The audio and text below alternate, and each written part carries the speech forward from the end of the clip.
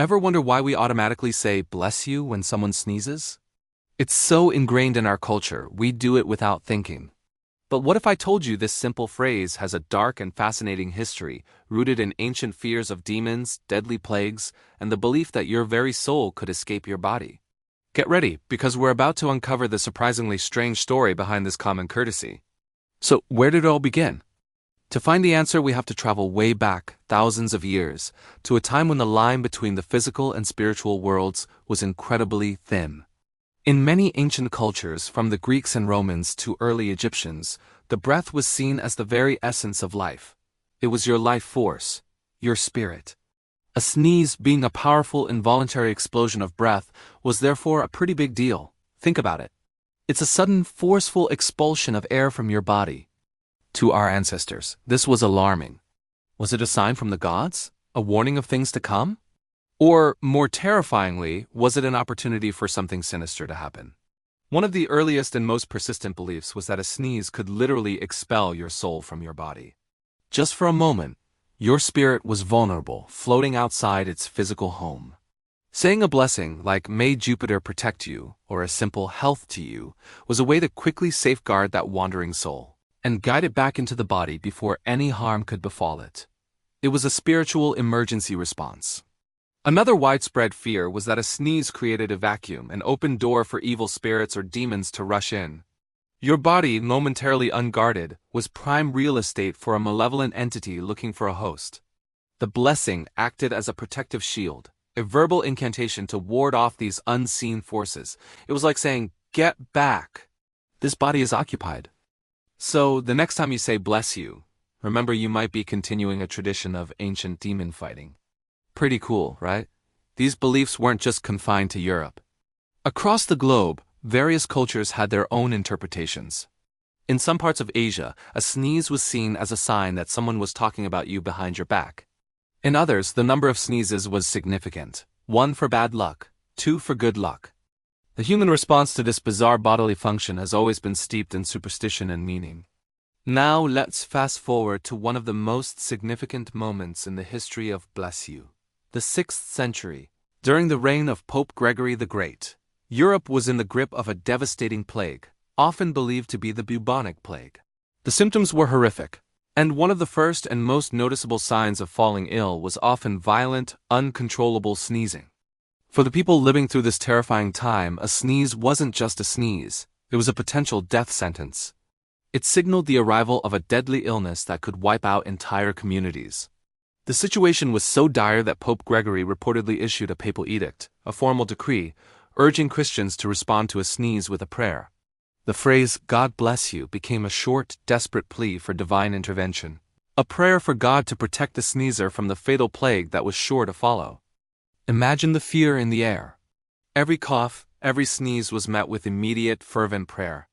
"God bless you" wasn't just polite. It was a matter of life and death. It was a community's desperate cry for mercy in the face of an invisible enemy.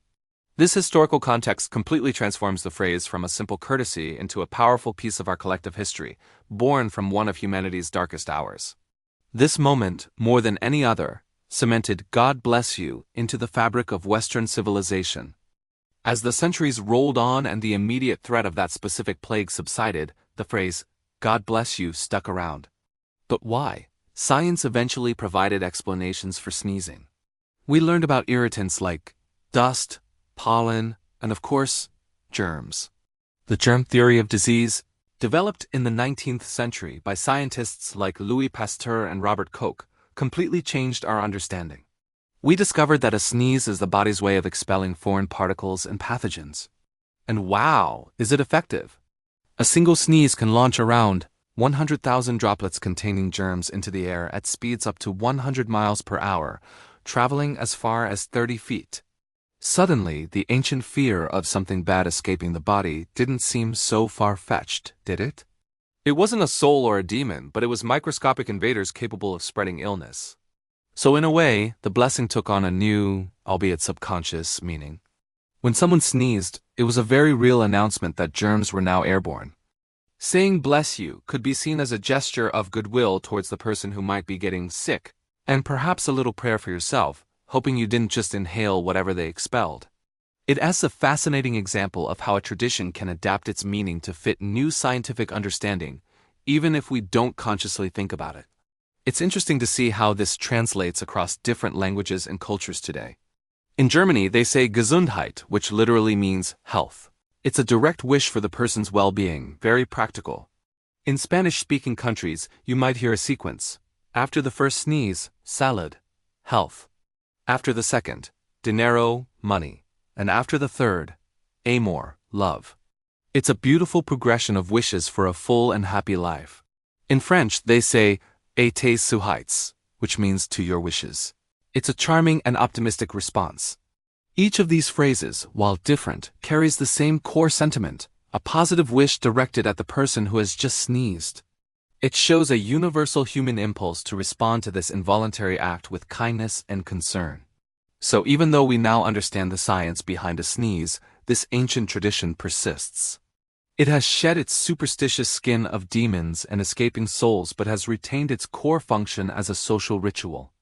It's a small but significant way we acknowledge each other. When you sneeze, you momentarily lose control of your body. It's a public, sometimes loud, and slightly awkward moment.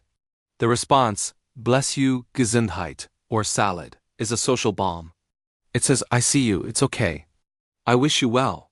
It smoothly reintegrates the sneezer back into the social situation, turning a potentially embarrassing biological hiccup into a moment of brief, positive human connection. It's a signal of politeness and empathy that strengthens social bonds, one sneeze at a time. Isn't it incredible? This two-word phrase we use every day is a living artifact.